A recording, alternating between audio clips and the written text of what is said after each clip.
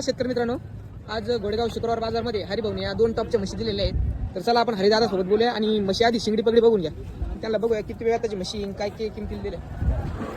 एक वेळ लिहिली मित्रांनो, चल खाली बघा एकदा.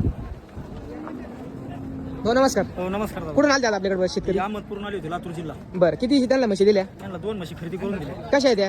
एकला 4-5 दिवस बाकी एक ताजी वेलेली चिकवरची. बरं, तिला किती चालू आहे ना? तिला चिक चालू आहे आता सध्या 3.5 7 लिटर चिक चालू आहे. बरं दादा. क्वालिटीची म्हशी. बरं दादा नमस्कार. 12-13 लिटर चालणारी हिशोबाची 8 दिवस बाकी अजून खाली व्हायला. भाऊ नमस्कार. नमस्कार भाऊ. दोन्ही काय किमतीची घेतल्या? एक 95 एक 88 एक 55,000 घेतली, एक 88,000 घेतली. बरं, म्हशी एकदम पसंत आहे तुम्हाला? एकदम पसंत आहेत. हरिभाऊ व्यवहार कसा वाटला तुम्हाला? एकदम सुंदर वाटला. बरं, कुठल्याही प्रकारची फसवणूक वगैरे काहीच नाही? काय नाही. कालपासून आले होते आपल्याकडे, त्यांना विचारा आल्यानंतर आणायला गेलो. राहायची सोय झाली. रूमची समजी सोय त्यानेच केली. तुमच्या इकडले येणार शेतकऱ्याला काय सांगणार हरिभाऊ विषयी? हरिभाऊकडे जा.